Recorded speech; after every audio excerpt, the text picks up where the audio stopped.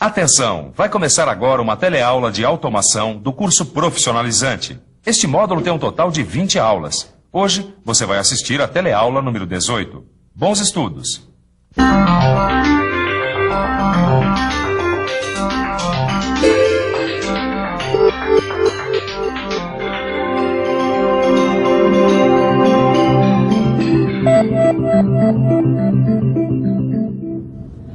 Um dia você está todo feliz porque vai comprar um carro. E mal você pisa na loja, vem um vendedor com uma batelada de perguntas e quase acaba com a sua alegria. Qual o combustível do carro? Qual o tipo do motor? É 1.0, 1.4, 1.6? E o estofamento? É de couro ou curvim? A direção é hidráulica? Vai ter vidro elétrico? Tem som? Tem ar-condicionado? Quando finalmente você respira para responder a primeira pergunta, vem mais uma. Qual a cor do carro? Pode parecer estranho no mundo onde a produção em massa é prioridade, a produção em pequena escala de produtos com características especiais vem ganhando espaço. Por exemplo, uma noiva já não quer casar com o mesmo modelo de vestido do que as outras noivas. Mas o que será que o vestido da noiva e o carro têm em comum? Acho melhor você assistir a nossa teleaula de hoje. Na teleaula de hoje, você vai conhecer os sistemas flexíveis de manufatura e vai acompanhar a automatização de todo o setor produtivo de uma indústria.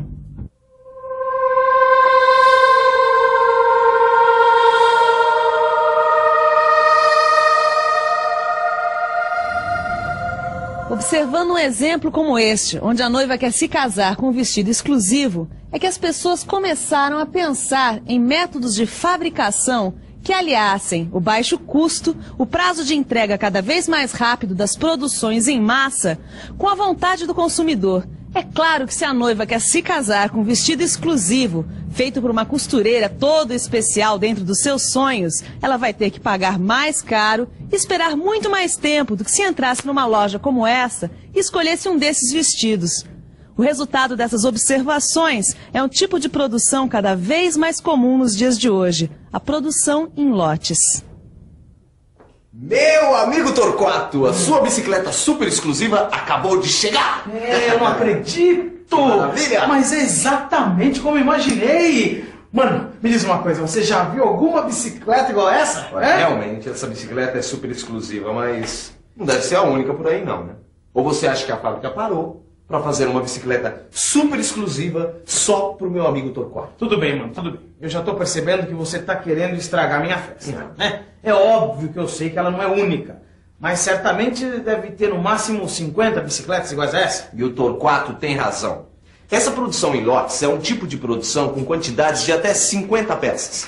E para se realizar esse tipo de produção, as pessoas perceberam que as indústrias tinham que encontrar formas de produção mais flexíveis do que as tradicionais. E flexibilidade é justamente com o nosso amigo aqui. Isso mesmo, porque uma das características principais do computador é a capacidade de se adaptar rapidamente a mudanças. Quer dizer, com o computador, a flexibilização da produção ficou muito mais fácil. Apesar de não ser fundamental num sistema de manufatura flexível, o computador realmente ajuda bastante. Olha, em muitos casos, inclusive, ele acaba sendo fundamental para a sobrevivência de uma empresa, que tem cada vez mais concorrentes com sistemas de manufaturas flexíveis cada vez mais eficientes. Por falar em sistema de manufatura flexível, o que será que quer dizer esse nome todo? Para saber, o melhor é pensar um pouco. Vamos pensar um pouco. Sistema significa um conjunto de elementos interligados que buscam atingir um mesmo objetivo. Manufatura, por sua vez, é uma palavra bastante antiga, que quer dizer fazer à mão, mas que hoje em dia se refere às máquinas. Portanto, sistema de manufatura não é uma expressão nova.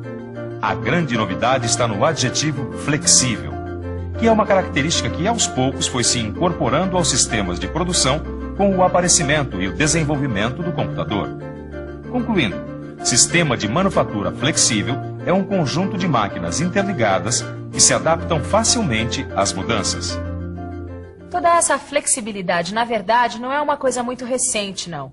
Os estudiosos não sabem dizer com certeza quando foi instalado o primeiro sistema de manufatura flexível, mas alguns deles acreditam que foi em 1968, mais exatamente na fábrica Mullins, na Inglaterra, onde um sistema de manufatura flexível foi instalado para fabricar uma grande variedade de componentes e operar por longos períodos sem a presença de funcionários. Desde então, os sistemas flexíveis têm ficado cada vez mais sofisticados. Por incrível que pareça, esses sistemas flexíveis supermodernos tiveram início num esquema como esse. É isso mesmo. No início desse século, alguns estudiosos que pesquisavam métodos e processos de produção criaram algumas formas para representar os sistemas de produção. Uma dessas formas é esse esquema, que nada mais é do que um fluxograma de produção. Esses símbolos representam as várias fases pelas quais o material passava durante seu processamento: armazenamento, transporte, operação e inspeção. E você deve estar se perguntando, mas esse fluxograma serve para quê? Simples. Organizando as fases de produção, esses estudiosos perceberam que daria para reduzir ou até mesmo eliminar as atividades que estivessem deixando o produto mais caro. Com o tempo e as novas tecnologias, os fluxogramas foram sendo substituídos por formas mais modernas de representação. Se você reparar bem, você vai perceber que, apesar de antigo, as fases de produção desse fluxograma são as mesmas das fábricas atuais. Então, para criar um sistema automatizado de manufatura, o primeiro passo é automatizar cada uma dessas atividades. Operação é a atividade de adicionar um valor a um material em processo. Deu para entender? Então imagine uma fundição que resolve comprar um robô para rebarbar uma peça. Passado algum tempo, o pessoal dessa fábrica percebe que as rebarbas, na verdade, eram causadas por falhas no próprio processo de fundição. Solucionando essa falha, o robô perdeu totalmente sua função, não trazendo qualquer melhora para a operação. Mas para entender isso melhor, você vai acompanhar no nosso arquivo como a evolução do torno trouxe mudanças na operação das indústrias. Com a introdução dos comandos numéricos, os torneiros acabaram mudando totalmente de atividade. Eles deixaram de operar na transformação da peça e ficaram com a função de carregar e descarregar a máquina. Carregar e descarregar peças. Pois é, mas se o nosso objetivo é um sistema de manufatura totalmente automatizado, sem interferência humana, essa história de ter uma pessoa carregando e descarregando peças não está com nada. O próximo passo é substituir essa pessoa por uma outra máquina, um robô industrial. Este robô passa a ser um elemento de operação, com a função de retirar a matéria-prima daqui e colocá-la na máquina, e depois de um tempo retirar a peça usinada e colocá-la em outro lugar. Esse tipo de operação recebe um nome especial. Dá só uma olhada. O conjunto formado pelo torno CNC, o robô industrial, o homem e os dispositivos acessórios é chamado de célula de torneamento. Quer dizer, com isso, o homem perdeu a sua função de carregar e descarregar materiais e ganhou uma nova atividade, verificar a qualidade do produto. Muito bem. Continuando o nosso processo de substituição do homem por dispositivos automáticos, o próximo passo é automatizar o controle de qualidade do produto, ou seja, a inspeção. Como o meu amigo Torquato está fazendo com a sua super exclusiva bicicleta, inspecionando a qualidade do produto. Eu não, mano. Ela é perfeita. Mas em uma indústria, controlar a qualidade significa, primeiro, definir a qualidade desejada, para depois poder mexer no processo para corrigir os defeitos. Ah, por falar em defeitos, por exemplo, se a bicicleta do Torquato tivesse um arranhão bem aqui, a fábrica teria que descobrir qual máquina tinha feito esse arranhão. Mas não tem, né? Não, mas aqui está amassado. Não tá nada. É assim mesmo? Para medir as dimensões das peças torneadas, por exemplo, é usada uma máquina de medição tridimensional CNC. Essa máquina tem um sensor que toca as peças nas regiões pré-determinadas. Como essa máquina e o torno estão conectados, a medida obtida é enviada ao torno, que aí pode fazer automaticamente as correções necessárias. E existem tornos mais sofisticados ainda, onde o sistema de medição faz parte da própria máquina. Automatizando o controle de qualidade, o próximo passo é automatizar o transporte. Primeiro, o operário que usinava peças, com a automatização dessa operação, passou a carregar e descarregar as peças. Depois ele ficou com o controle da qualidade das peças, mas nessa operação ele também foi substituído por máquinas. Então ele ficou com o transporte da matéria-prima, do armazém até o estoque. Mas o transporte também pode ser facilmente automatizado. Isso não é muito difícil, não. Já existem várias máquinas para o transporte de materiais controladas por computador. Este aqui é um exemplo, é o AGV, que é o veículo guiado automaticamente. Ele é um carro pequeno com suporte para cargas que possui mecanismos de elevação, de correntes, de correias ou de roletes. Existe também o RGV, que é o veículo guiado por trilho. Ele é mais simples porque todo o seu trajeto é pré-determinado por trilhos. Esse tipo de transporte é muito utilizado em armazéns verticais. E ainda outra opção são as esteiras rolantes, que apesar de não serem tão flexíveis como os AGVs e os RGVs, são bem mais baratas. Por falar em RGV, ele vai ser bastante útil para a automatização do armazenamento. Uma vez que os depósitos podem ser percorridos pelos RGV, resta ao operador apenas o serviço de organizar a matéria-prima que vai ser processada, seguindo o plano de produção. Mas mesmo assim, em algumas indústrias, essa tarefa também é realizada pelos robôs. O resultado de toda essa automatização é um sistema de manufatura flexível. Para que tudo isso funcione de uma maneira integrada, é preciso que todos esses equipamentos estejam ligados ao comando central. Este controle central envia ordens aos controladores de cada equipamento e recebe informações desses equipamentos sobre o que está acontecendo no setor de produção.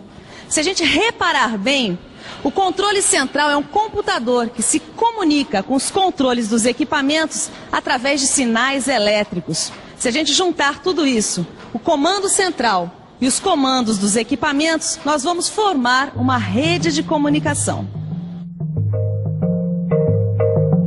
Tá aí, gostei. Uma grande rede de comunicação. E essa rede de comunicação é composta pelos computadores, pelos cabos elétricos ou ópticos que os unem. E, claro, pelos hardwares, também pelos softwares. Eu posso acabar? Pode. Obrigado. A distribuição dos controladores ao longo da rede, em relação ao computador central, é chamada de arquitetura da rede de comunicação. As principais arquiteturas dos meios de comunicação... Olha, sabe de uma coisa? A gente já automatizou quase tudo, mas e as pessoas? Como é que elas entram nessa história de sistema de manufatura flexível? Pois é, como será a participação das pessoas no sistema de manufatura flexível? Para entender isso, melhor ver como era antes e como ficou depois. Antes bastava ao funcionário preocupar-se apenas com os seus serviços isoladamente. Depois, com o sistema de manufatura flexível, é necessária a integração de todos os funcionários, pois é inútil máquina se as pessoas não se integram.